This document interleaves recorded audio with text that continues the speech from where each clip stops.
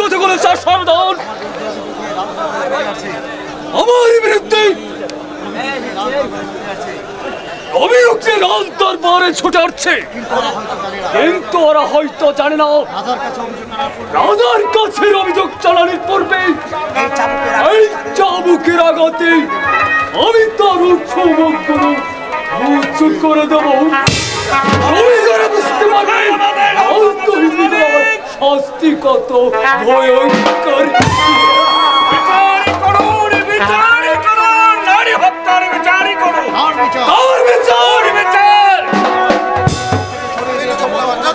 কেন তুই আমার স্ত্রী পুত্রকে দুনিয়ার মুখ থেকে সরিয়ে দিয়েছিস? কোন অপরাধে আমার স্ত্রীকে করেছ নির্মমভাবে হত্যা? দেখে কর্মচারীদের অপমান করার অপরাধে তার জন্য তাকে তুমি হত্যা করবে? সেনাপতি ভীম সিং করে দিন কাল সাপিনীকে বাঁচতে দেয় না। কাল সাপিনীকে আঘাতে কারণ সুযোগ পেলে আবার সে ফাড়া তুলতে পারে। কাল সাপিনীকে আঘাতে না করলে সে কখনো ফাড়া তুলতে পারে না। শুনেছি তার তুমি তার সতীত্ব হরণে উদ্যত হয়েছিল কেন?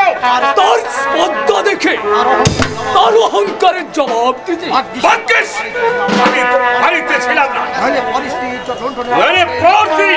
ইজ্জতে লণ্ঠনে আমি তোর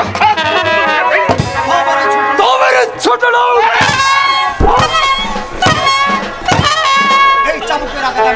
চাবুকের আঘাতে আমি তোকে পিষে মারবো।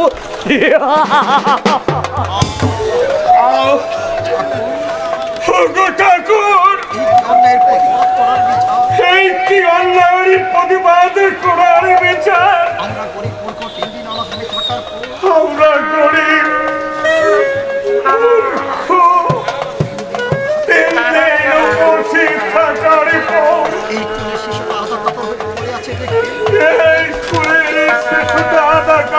হয়ে পড়ে আছে বলে জন্য আমি গায়ে বেরিয়ে যাই।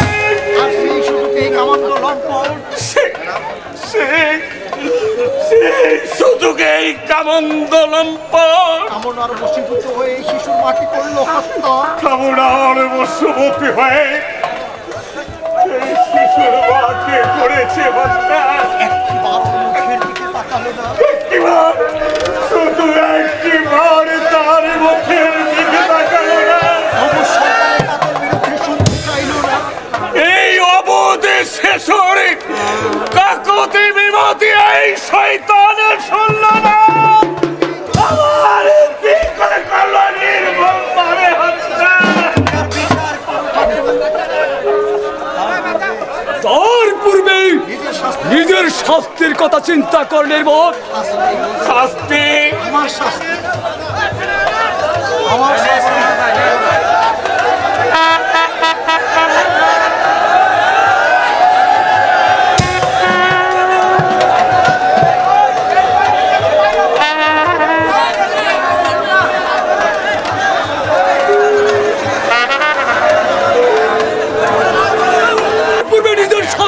চিন্তা করনের বোধ। শয়তানের বিচার করো ঠাকুর, আর বিচার শাস্তি, আমার শাস্তি, আমার শাস্তি। ঠাকুর তোমারই দরবারে এই শিশুর মাথা আছে, আমি তোমার কাছে অনুরোধ করছি ঠাকুর, এই অপরাধের বিচার করো ঠাকুর। তোর পূর্বে নিজের শাস্তির কথা চিন্তা করনের বোধ।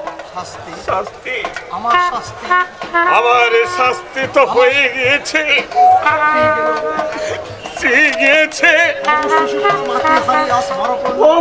শিশুটি আছে তাকে তার মাকে হারিয়ে মরণপূর্ণ। আর পড়ো আর কি শাস্তি আমাকে দেবী শয়তান? আরো কঠিন শাস্তি তোমার আছে। প্রথমত প্রথমত তোমার সন্তান তোমার বুক থেকে ছিঁড়ে নিয়ে আমি করব তাকে নির্মম ভাবে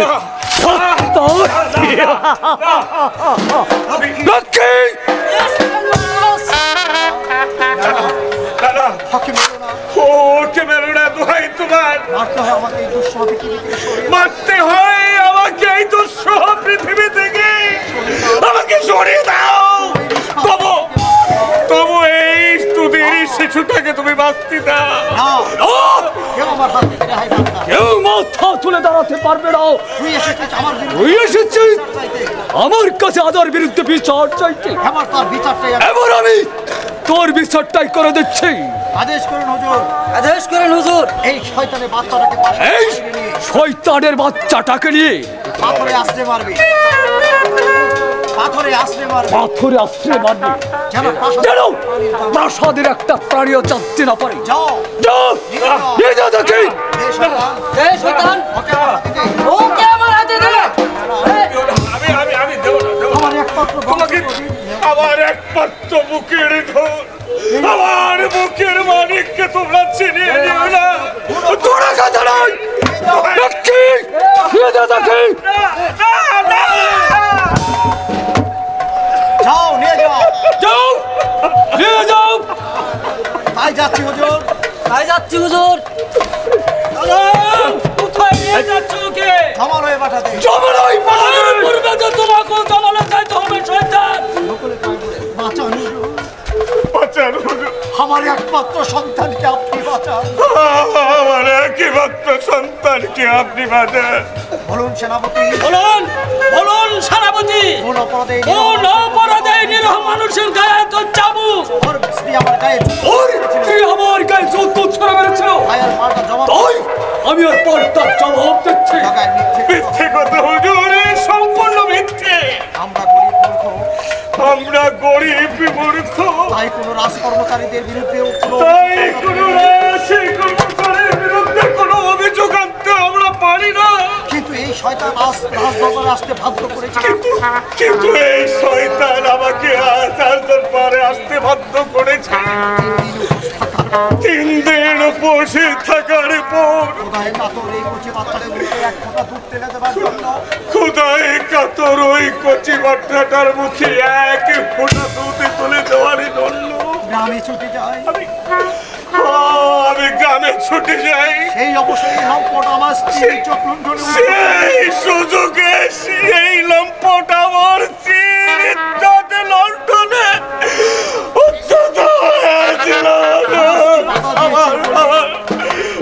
আমার স্ত্রী বাধা দিয়েছিল বলে তাকে দুনিয়ার মুখ থেকে সরিয়ে দিয়েছে। তোমার মিথ্যাবাদী, অভিযোগ এখন মিথ্যা অভিযোগ। সেনাপতি হুঁশিয়ার সেনাপতি, গায়ে একটি চামকে ওর গায়ে আর একটি চাবুকের গায়ে পড়লে আমি তোমার হাত দুটো মুড়ছে ভেঙে দিব শয়তান। রক্ষী, বাচ্চাটা আমার হাতে দে। মন্ত্রী মশাই, মন্ত্রী মশাই, চিৎকার করলে কোনো লাভ হবে না সেনাপতি মশাই। আমার দেহে এক বিন্দু রক্ত ধরা পর্যন্ত সেই মাসুম বাচ্চাকে আমি কিছুতেই হত্যা করতে দেব না। তাহলে তো নিজের জীবনটা হারাতে হবে।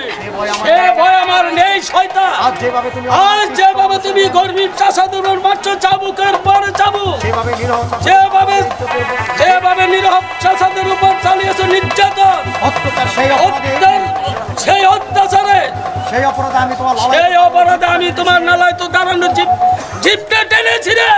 ওই বিকাল কুকুরটা বক্ষণ তোর পুজো আমি তোমাকে দুনিয়ার বুক থেকে ছড়িয়ে দেবো। রক্ষী রক্ষী, নিয়ে যাও, নিয়ে যাও, আয় তবে আই নিয়ে যাও।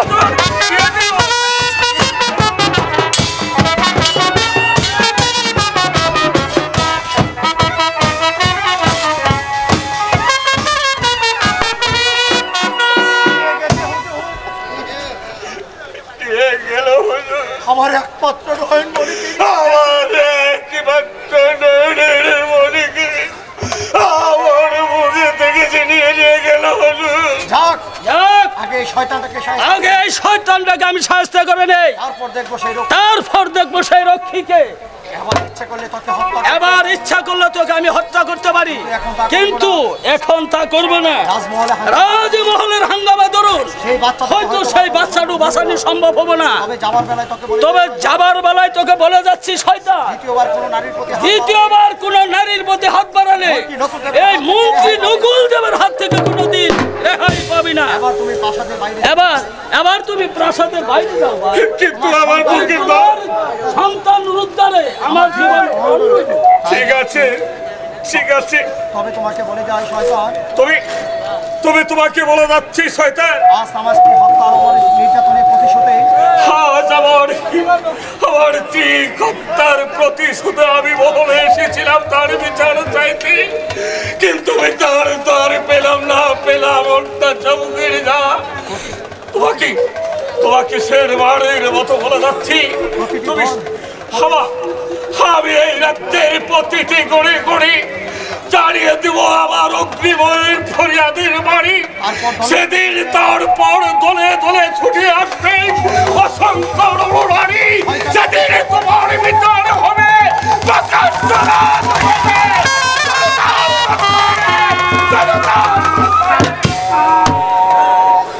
সেই নির্যাতিত চাষার সাথে কণ্ঠ মিলে বলে যাচ্ছি শয়তান, আজ তুমি যেভাবে অনার্কিষ্ট মানুষের গায়ে মারছো, অবলা নারীদের চোখে নাই গুম, সেই পদক্ষেপ থেকে এখনো যদি বিরত না হও, তাহলে ঈশ্বরের কাছে তোমার মৃত্যু কামনা না করে আমি বিচার করব এই জনতার দরবারে। সেই বিচারের পূর্বে আমি যদি তোমাকে দুনিয়ার মুখ থেকে সরিয়ে না দিতে পারি, তাহলে বৃথায় আমার নাম সেনাপতি ভীম সিং নয়।